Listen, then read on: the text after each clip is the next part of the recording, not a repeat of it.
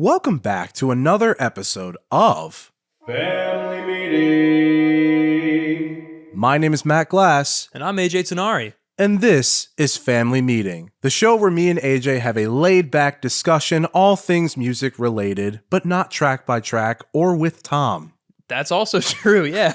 Two very important factors. We talk all things music on this portion of our podcast. A wide variety of topics and themes that can happen. This is kind of our throw shit at the wall, see what sticks show. We've reviewed movie soundtracks and just movies in general. Mm-hmm. We've reviewed Super Bowl performances. On the month of the Super Bowl. Thank God.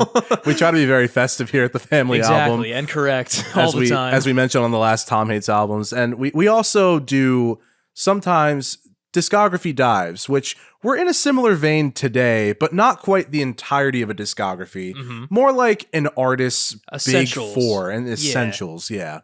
Which, listening through the four that we did, I might have chosen one of the wrong ones. Oh, yeah?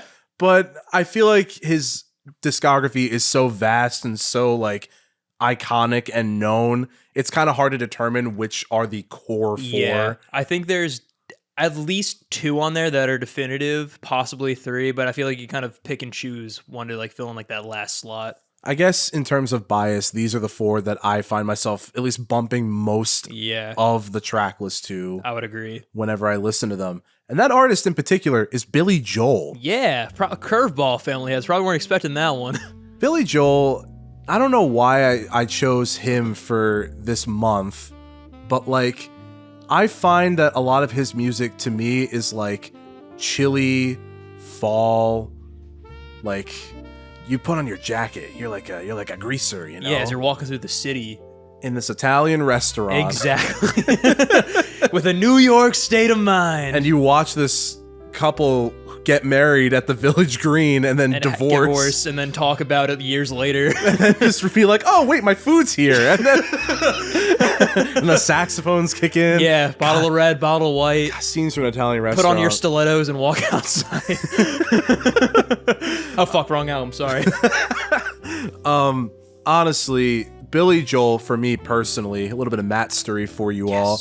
I really got into him in college because I sang and actually played a couple of his songs while I was in my college's jazz band. That's right. I also played one of those songs for our last year of college, which is pretty sick. I also got into Billy Joel in college, specifically my sophomore year of college. I think it did stem from Scenes from an Italian Restaurant, which we'll get into, but like I was just kind of hooked on Billy Joel for a while. Me too. I just kind of went down like the rabbit hole of just like a lot of his hit songs, the big four albums we're going to be talking about specifically. And yeah, he's always just been like an artist that I've enjoyed, but I haven't really gone too far in depth besides these four albums. Yeah, I would say the same. Besides, like, his later, like, 80s period, like, the one with the, like, I don't want to say the blue album, that's Weezer. The one that's, like, blue, then the one that's red. Is that Stormfront, the red one? With We Didn't Start the Fire? Believe so, yeah. We Didn't Start the Fire is on that one. Yeah.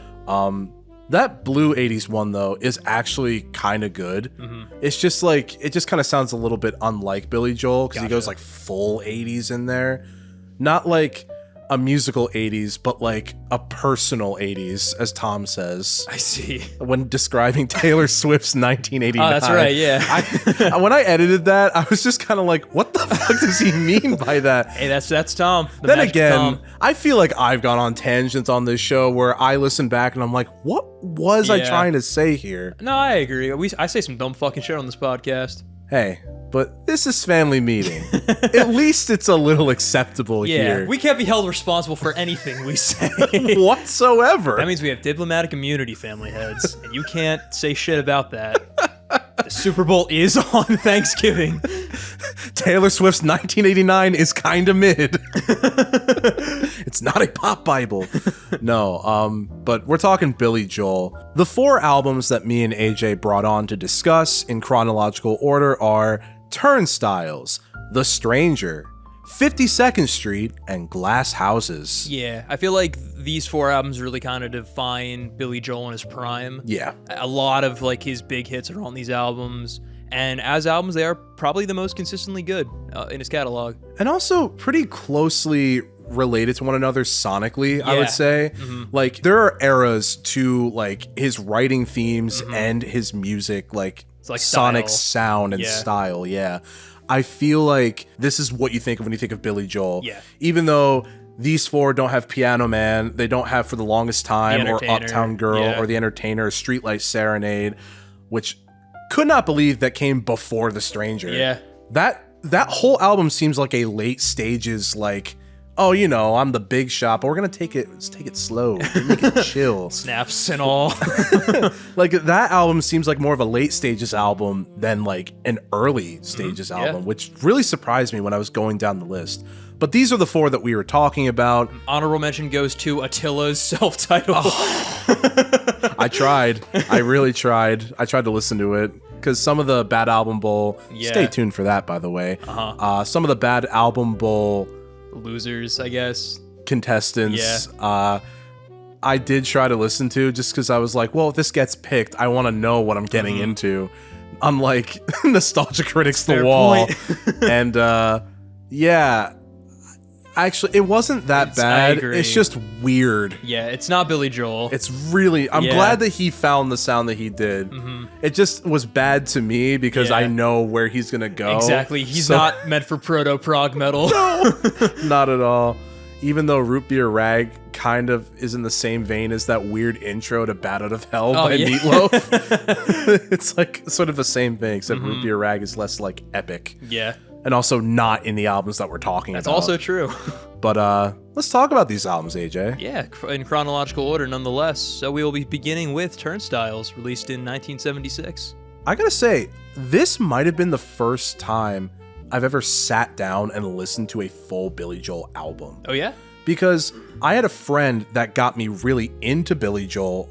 Like, around the time when I got into them in college, I was like, hey, you really like Billy Joel? Can you recommend me some songs? And they looked at me and went, oh, can I recommend you some songs? And it was just like this grouping of like 25 songs that I listened to religiously for a long, long time in a playlist. Out of like 40 that they sent me, I just like cut it in half pretty much. So these four had like the core ones that I was like, oh, I'm gonna listen to these for the rest of my life. And I had never listened through like a full one besides probably The Stranger, because Yeah, it's the big one. it has like hit after hit after hit. We'll get to there. that album. That album's fantastic. Oh my god, I can't wait. But Turnstiles. It's solid. It is. It's a pretty solid album. I think it's, of the four that we brought on the show, at least in my opinion, I think it's the weakest. I would probably agree with that. Yeah. But I still do like it quite a lot. It does have a few hits in here. Of course, we have New York State of Mind is probably the biggest one on here.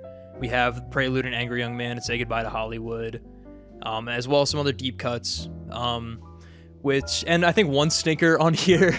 All you want to do is dance. I don't think that's a very good song. I'm not gonna lie to you. When that song came on, I went, "What the fuck is this?"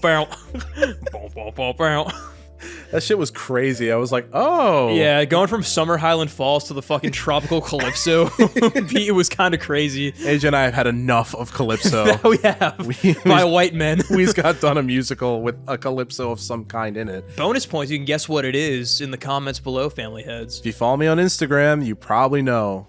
But anyway, I think it is, like you said, a pretty solid overall album. Yeah. I like the themes of like changing locations as he's reflecting on the past compared to like the complex corruption of the world and Hollywood.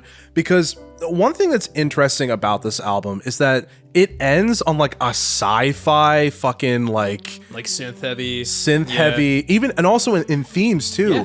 Because it's talking about this alternate like version of New York in which the crime, because at the time when he was writing this, New York was apparently like really, really riddled with a lot of mafia kind of stuff happening. Gotcha. I have a coworker that's also really into Billy Joel, and we were talking about this album in length, and he was like, do you like understand the emotional impact of Miami 2017? And I was like, I don't think I do. And he was explaining it to me, and he said that it was this time where like things were so unpredictable in New York that people were trying to like in waves just leave.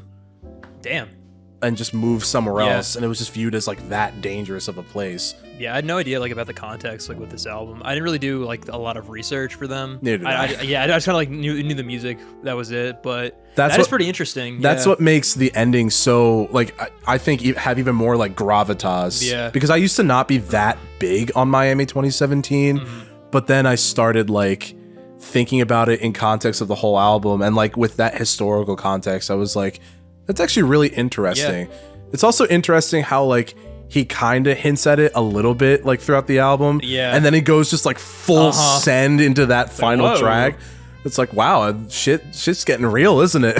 I also think the motif of places is also like a really cool kind of concept for this album. Oh yeah. Of just like, you know, you go start from Hollywood, then go to New York, and then end in like the future in Miami. I think that's really cool too. And then Turnstiles is like you're just constantly like moving through like a queue, which is also pretty cute too. I think this album, I definitely gained an appreciation for more of the songs over time throughout my listening experience. Because I used to not really be like so big on like a few of the songs on here. Yeah. I used to not like love and desire Angry Young Man, but then I started to really get into it for it's like a banger. no reason. Uh-huh. Just, I mean, that intro is really, really good. I just kind of felt it was a little long, but I feel like it keeps up the pacing like so well. Plus, that riff is so hard to play.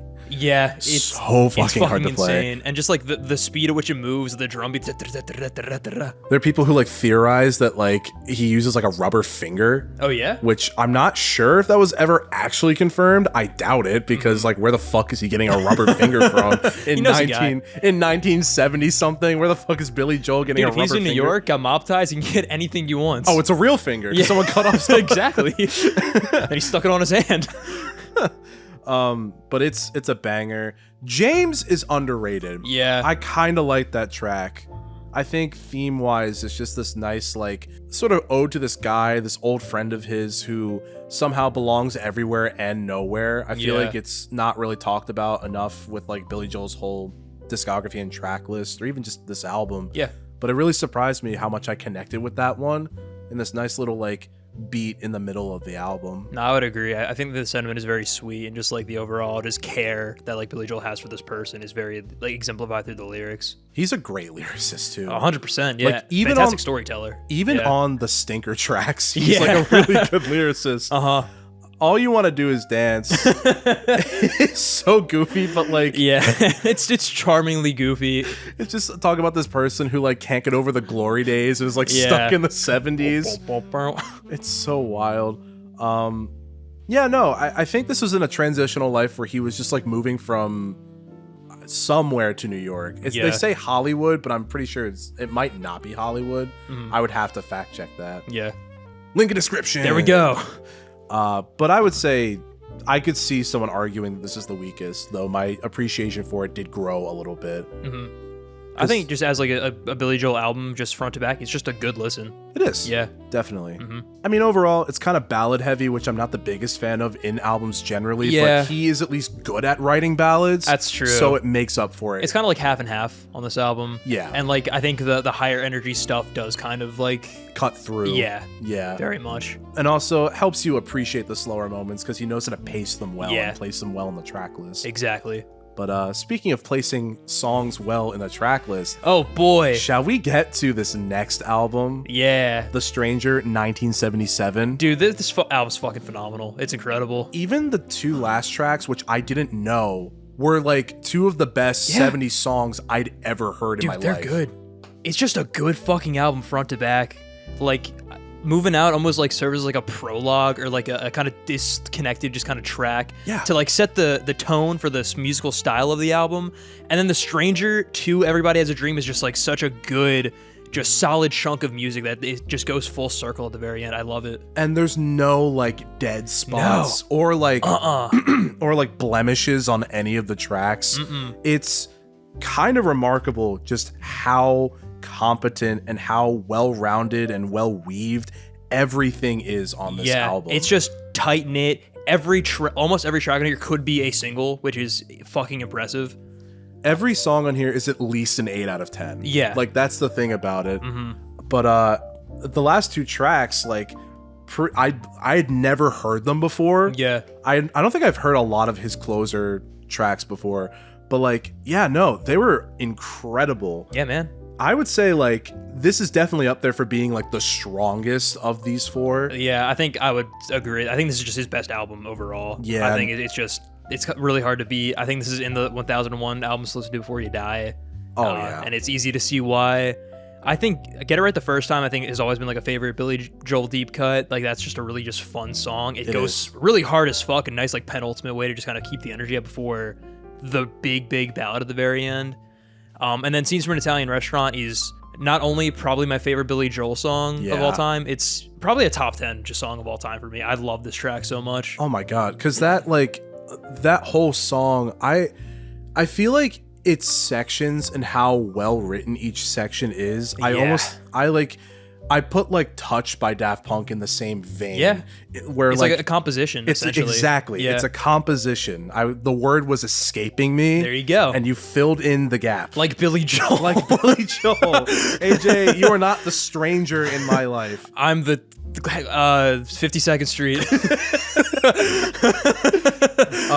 The Stranger, like the track itself God, is so good, even down to the fucking whistling, which is it's like iconic. It's such a good hook. How does he do it so on pitch?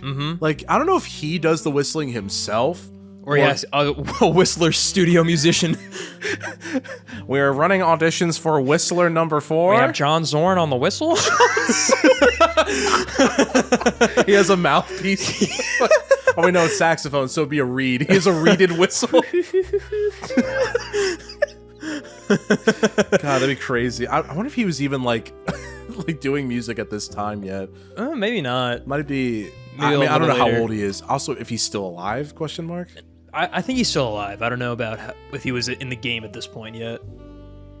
But anyway, The Stranger fucking rips. It's incredible. Yeah. I love the way that he kind of describes this sort of like other self that he can't control. Like lyrically, this is one of my favorite tracks on the album. I love like the whole concept of it's almost like Jungian in psychology, where it's just like the masks that you wear and like the personas that you put on.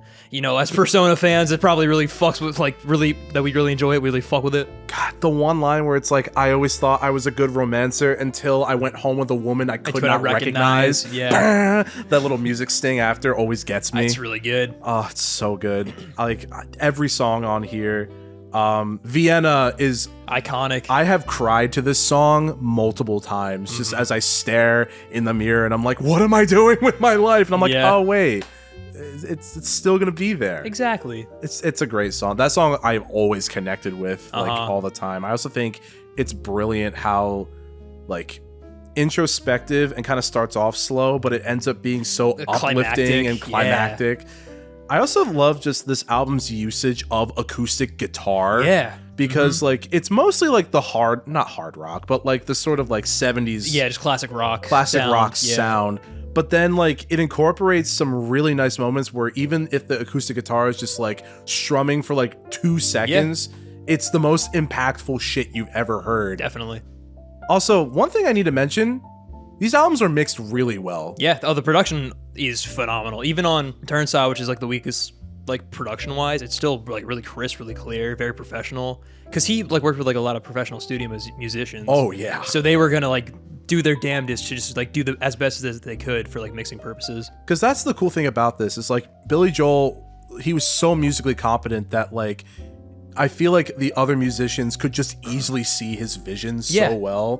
And it's so wild. Hearing Billy Joel in interviews talk about like when he was writing and conceptualizing a lot of these songs, both like musically and lyrically, it's so fascinating. Yeah. Especially when he talks about key signatures.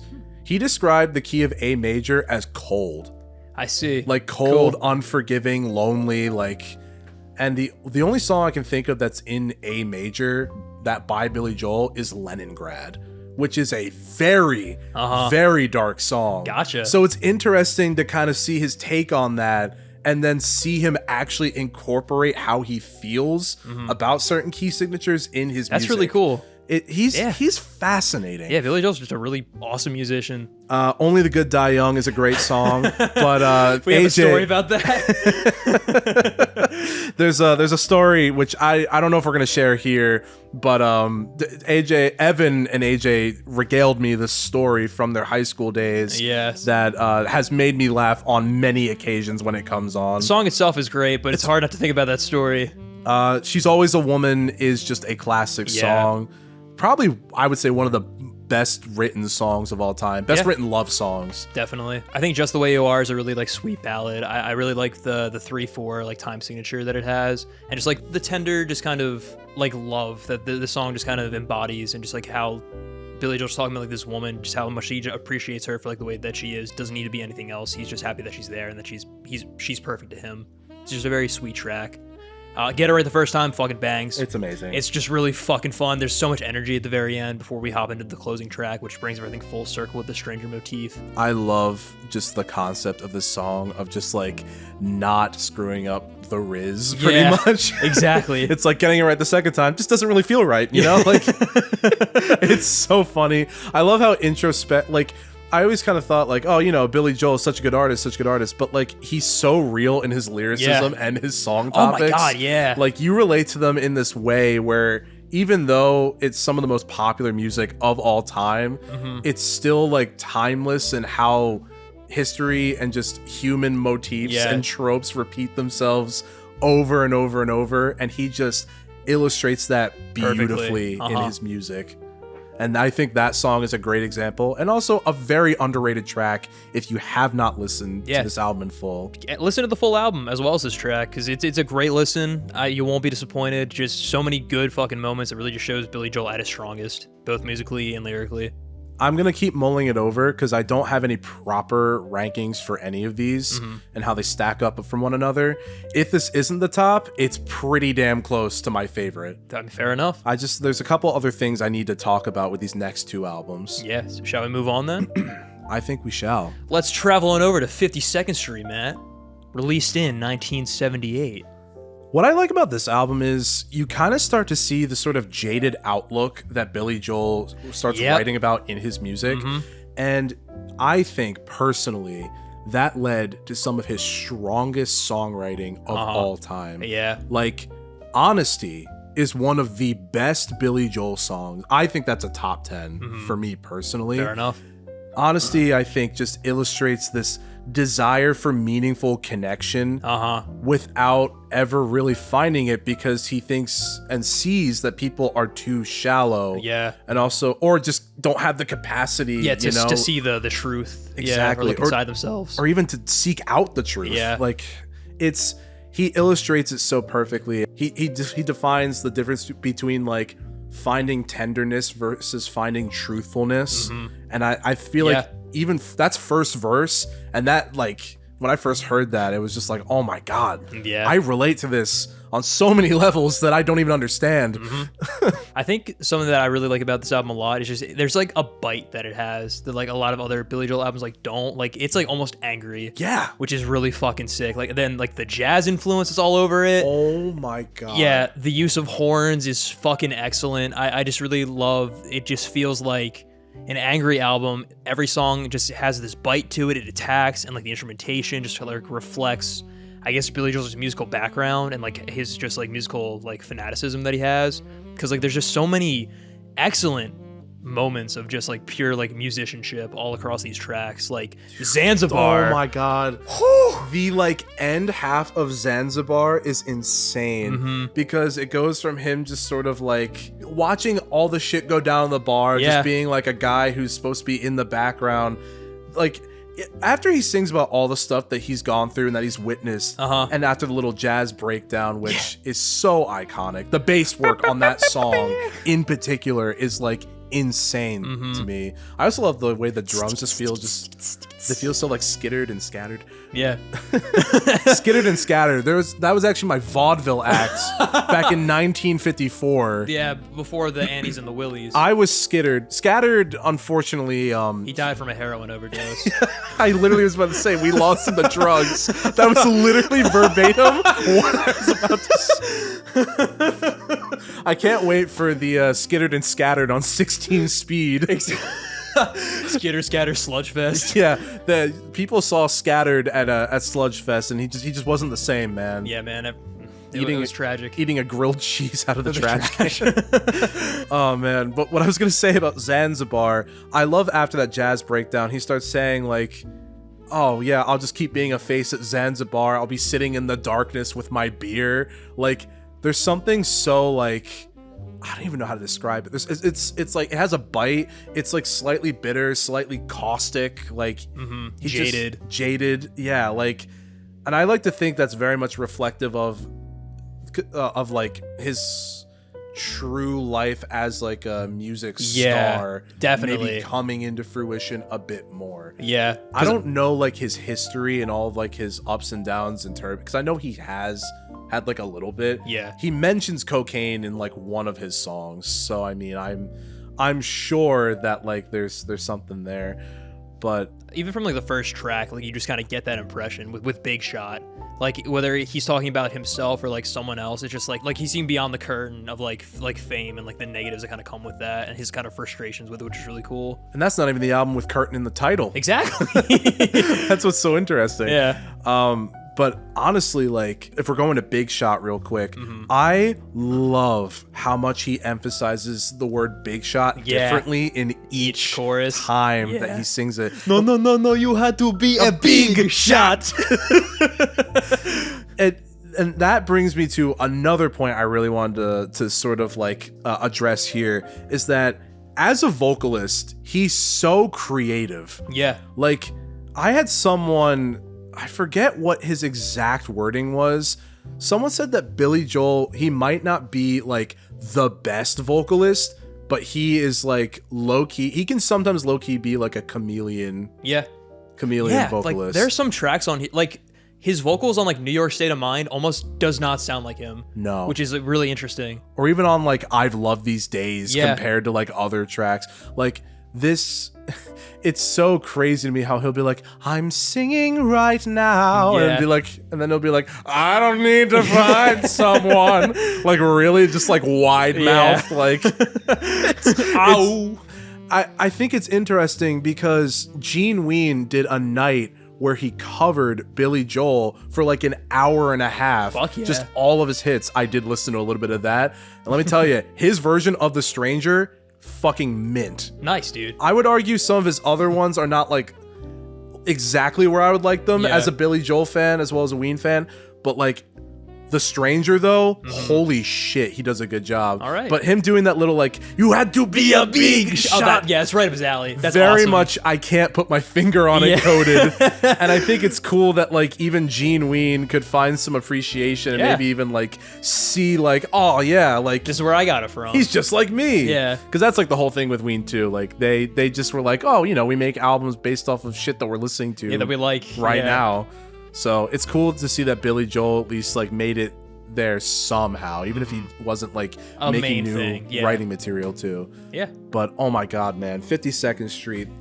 Dude, Stiletto. Stiletto is phenomenal.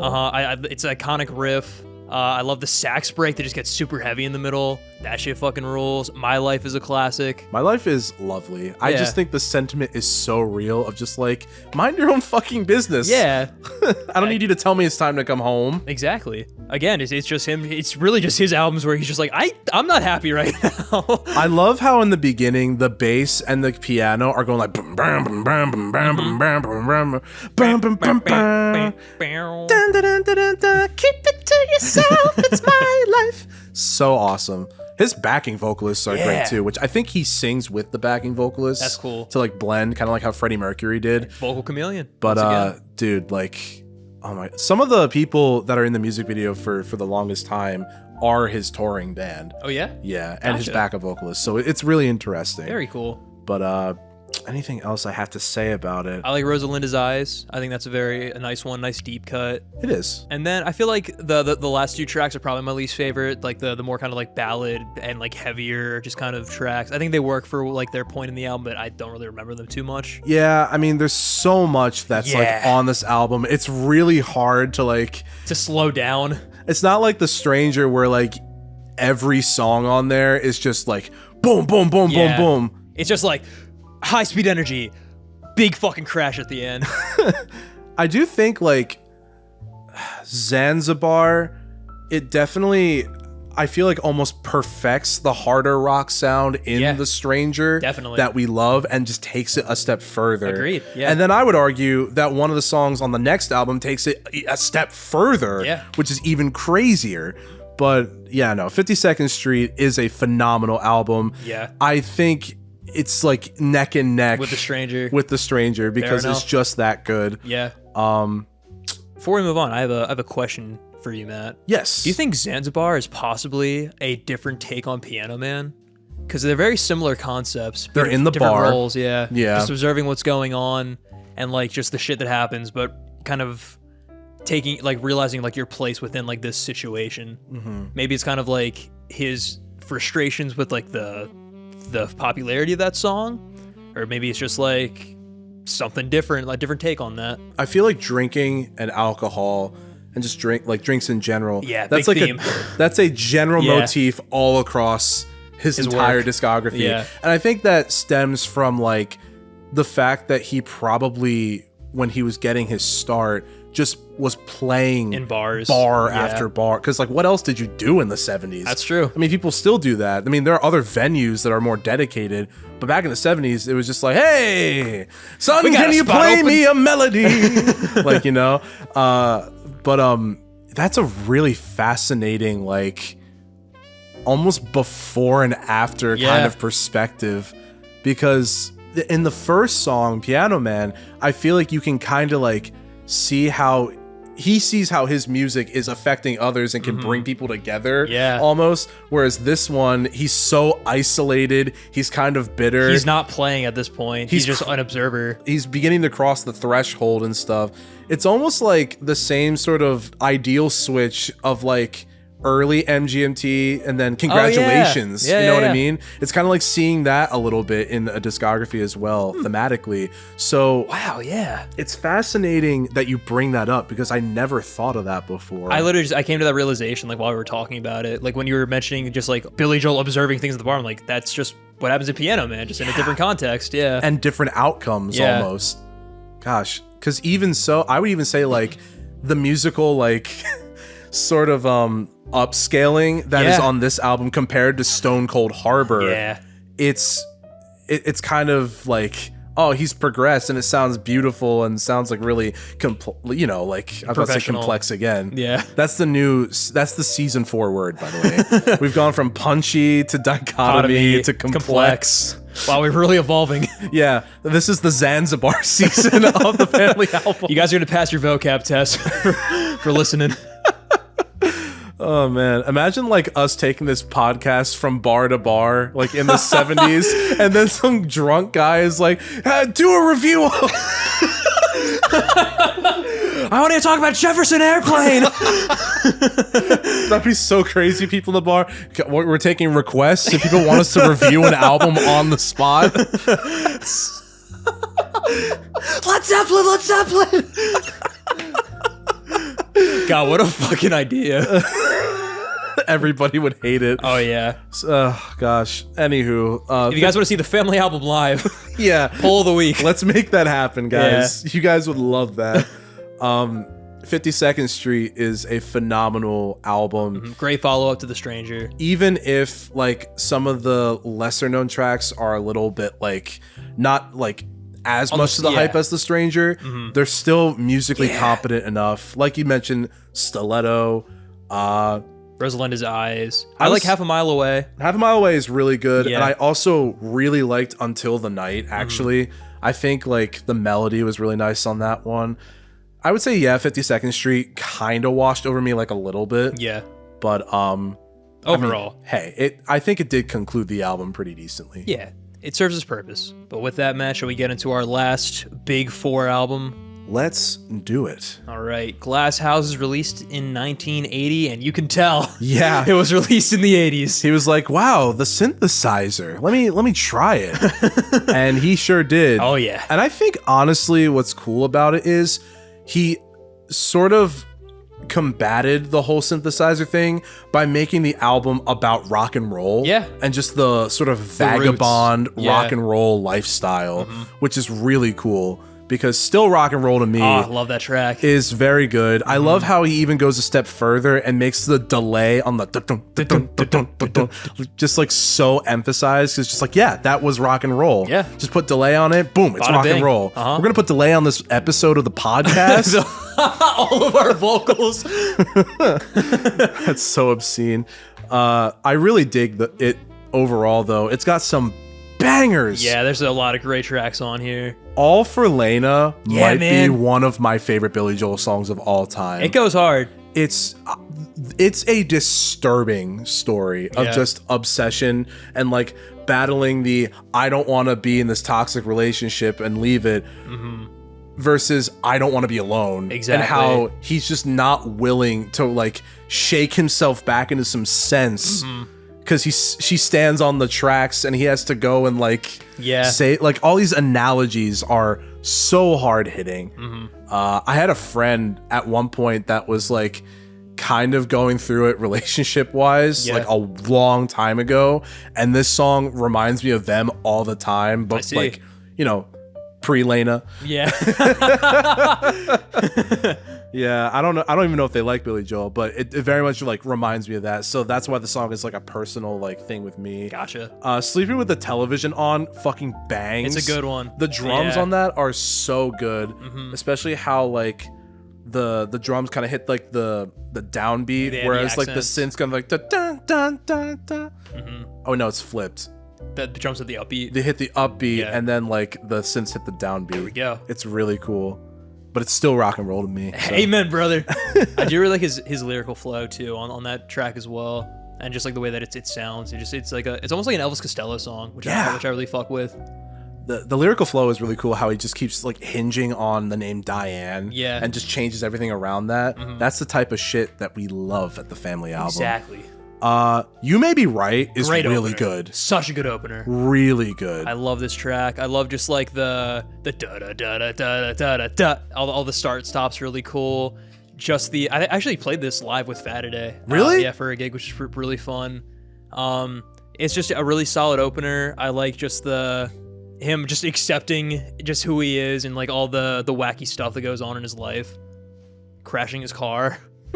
Some lesser known songs that I like, or at least one, I Don't Want to Be Alone, even though it's like I don't think it like necessarily reaches the hype of some of the other songs. It is kind of nice in its placement of the album because it's a lot more minute in comparison, but it's still really well done. I agree. I like the sentiments a lot. I really enjoy Don't Ask Me Why a lot. Just like the French, like kind of like the almost like samba movement that it has is really cool. Yeah. Oh gosh. All the waiters in your Grand Cafe or something like that. Yeah. Parlez-vous français? Whoa. Speaking of which, that's another weird motif with this, because isn't C'est de Toi also on this album? It is. You Are the One. That's a great song. It is a great song. Again, another instance of like you get All for Lena where he's screaming his heart out, and then ooh, C'est de Toi.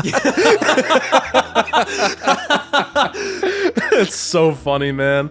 But I love that song, especially when he sings that one verse that's all in French. Yeah.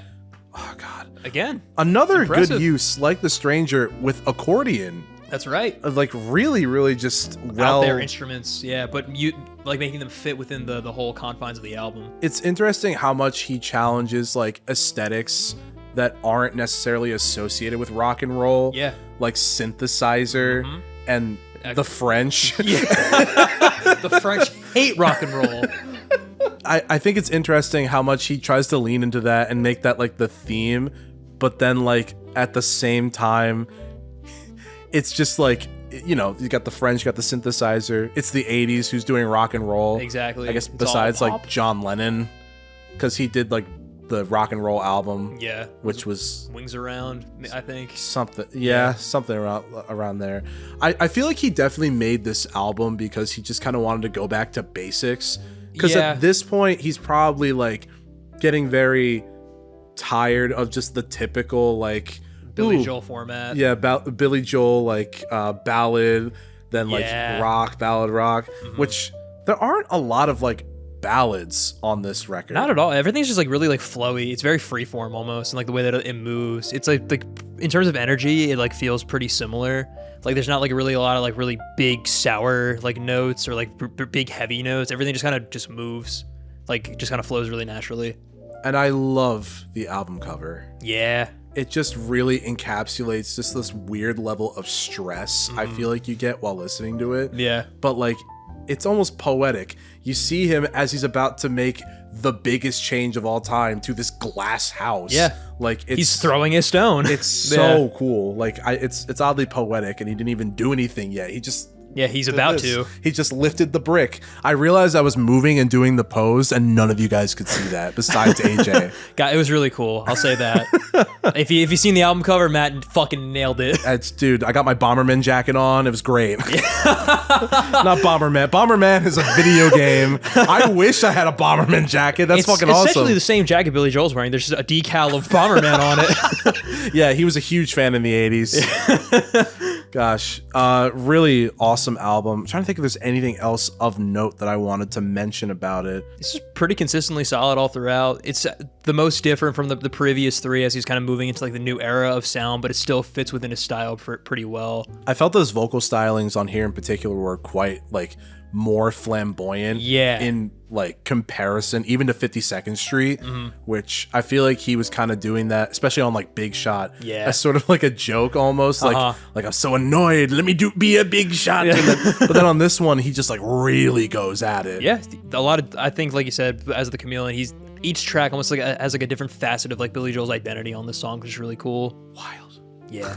Glass houses. What more can you say? I mean, honestly, it's just pretty good. Real solid. Such a competent, such an amazing lyricist, songwriter, musician. Like he really was like a quintuple, like quadruple threat in the 70s and 80s. And add another threat on top of that because he still fucking sells out stadiums like it's nothing. And you know what's even crazier? He released a single randomly like a couple years ago, and it was really good. It sounded like I know like Now and Then by the Beatles, it was like, it sounds just like a new Beatles song. No, this sounded like it could have been on any of his previous albums. Yeah. Because he sounds the same. Yeah, which is really fucking impressive. No, for real. Like, I know some artists, to try and maintain their like little magic, they try to like go with vocal coaches. Yeah. And like basically help keep their voice healthy and maintained. And I think he might have done that, you know, to preserve it, because I know he knows that people will still go see his shows. Exactly. It's a dream of mine to go see one of his shows. God, he's got so many good songs. I know. One really fucking good dude. One that I really just want to say before we get to the final portion of this discussion, Baby Grand featuring Ray Charles. Oh my God.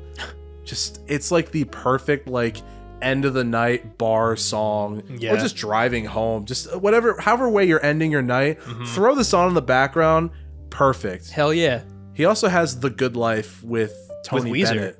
Yeah, The Good Life with Weezer. God, yeah. I don't want to be an old man anymore. There's just a lot of delay in the background.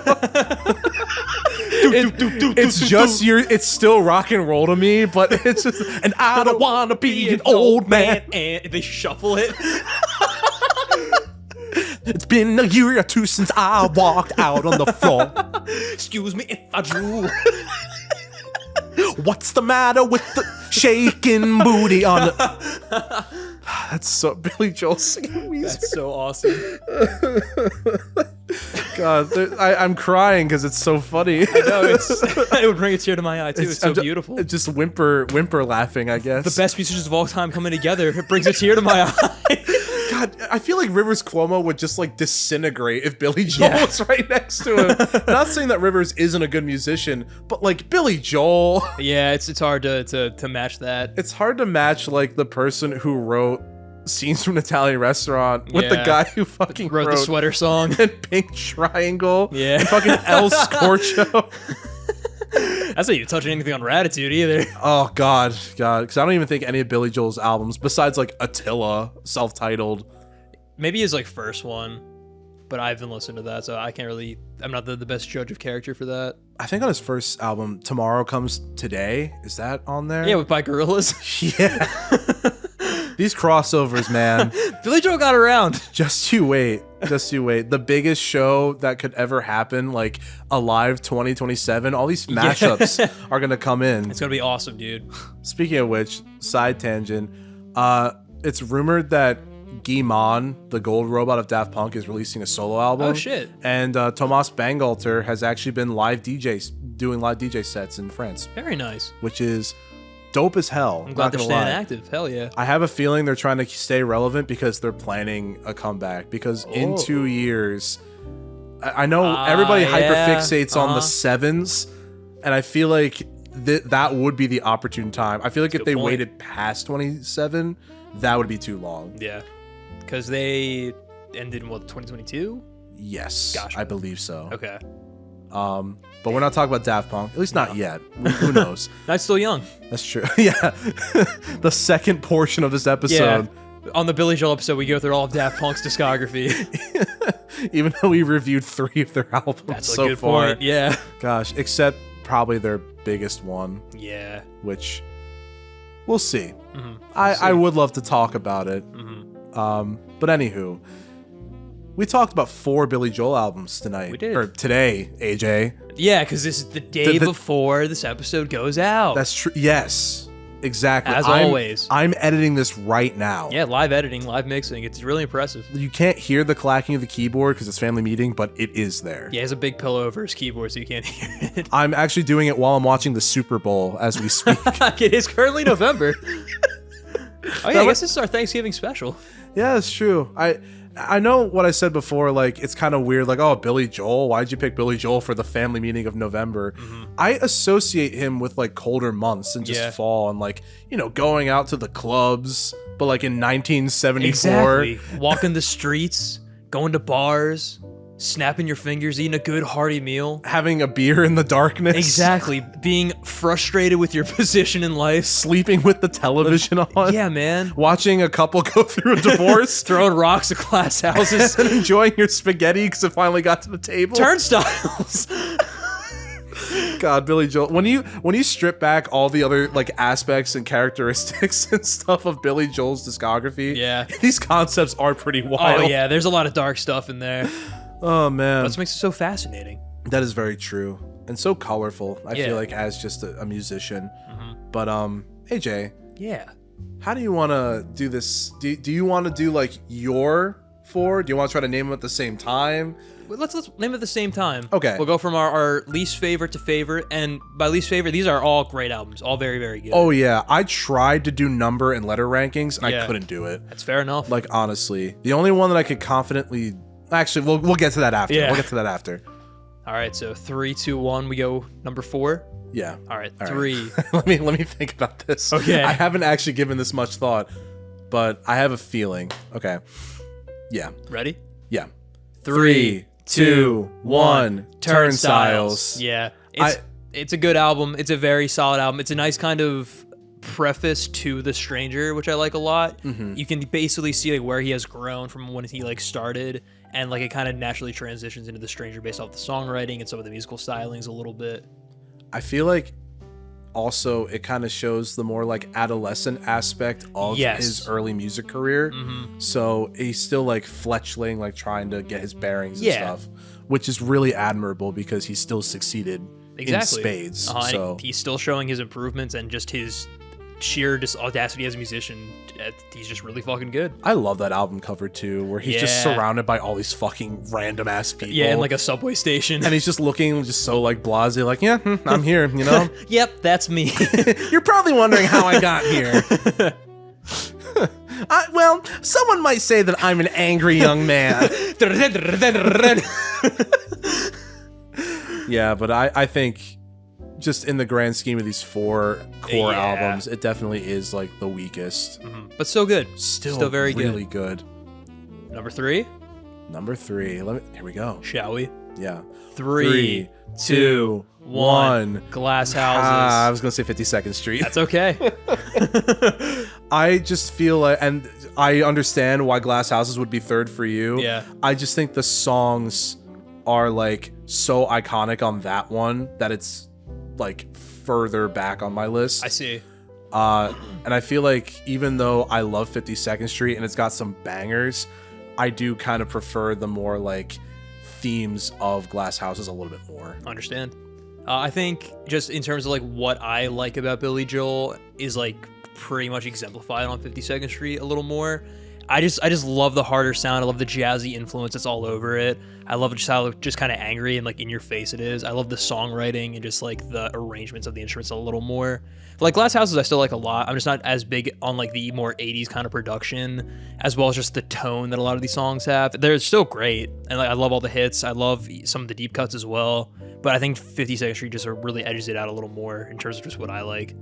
Is Glass Houses your number 2? It is. Yeah. Okay. I think like what is cool about 52nd Street is that at least at time of the discography, it does push some aspects of The Stranger a little bit further. Yeah. But it is kind of cool how Glass Houses takes like a step back and still like revitalizes an old-fashioned musical style while also maintaining themes of just the like around 80s the production, 80s. yeah. And also just the French, you know. Yeah. Set de toi. I can't get over it, man. It was a new age, man. Also, just the album cover is so dynamic and just encapsulates the album so well. Even though like the jaded, worn out like photo of Billy Joel holding the trumpet at 52nd Street also really just perfectly encapsulates that album. It's lovely. He just does a good job on all fronts, even marketing wise. Exactly. It's kind of wild. Yeah, all of his album covers are really solid.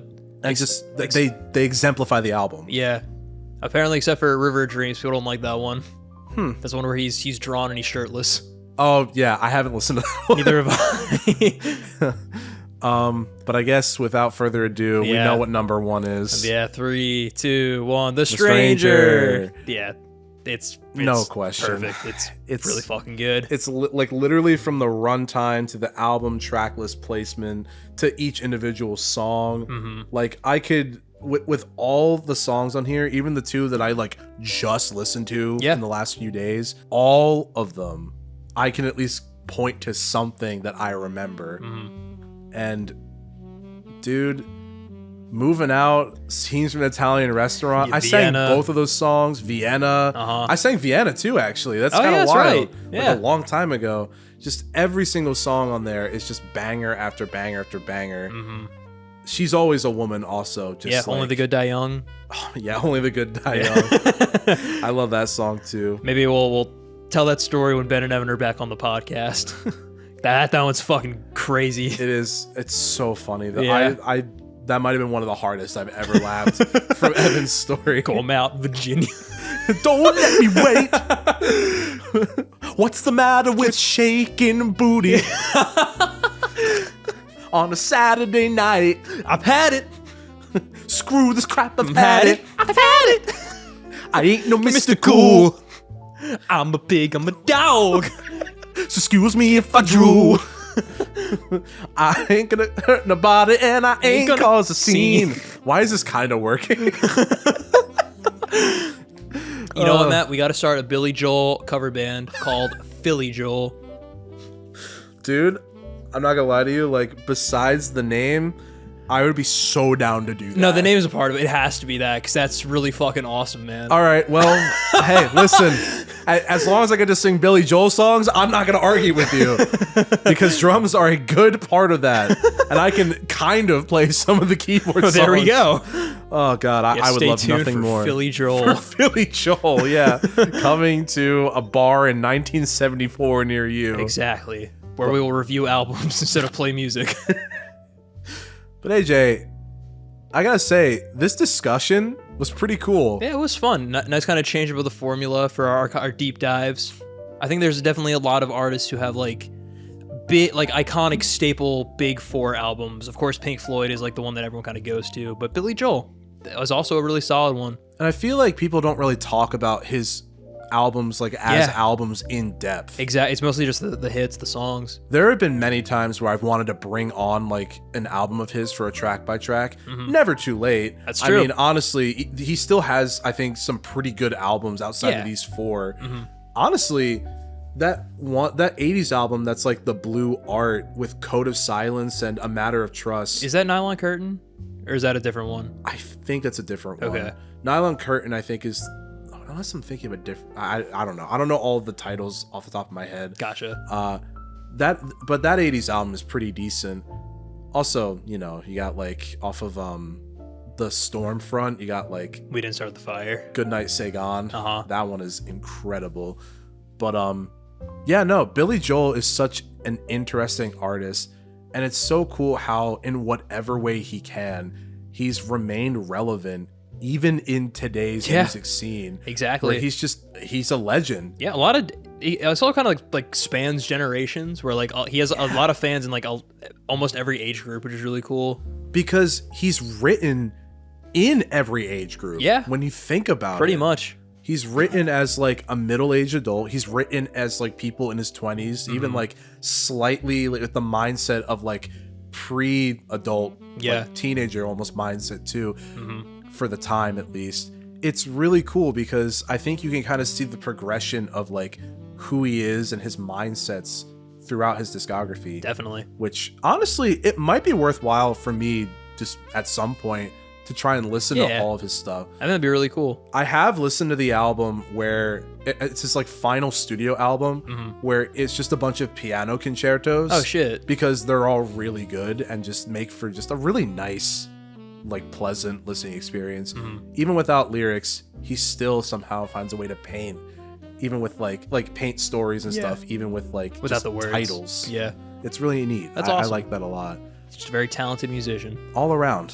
Yeah. What did you guys think of these albums? Yeah. What's your favorite? Yeah. Yeah. Write down below what you thought about this episode. What do you think about these albums? If there's any artists you want to cover or to bring on this kind of format for family meeting. Do you think that one of Billy Joel's 4 core albums was not mentioned today? That's true. If you disagree, let us know why and see what you would replace it with. But other than that, is that going to do it for this week's episode of Family Meeting? I think it will, AJ. I like to hear it in my head before. Well, thank you guys for listening. As always, my name is Matt Glass. And I'm AJ Tenari. And we will see you next week at the beginning of our December block with a regular episode. That's right. Happy Thanksgiving, everyone. Enjoy the Super Bowl. Yeah. Peace.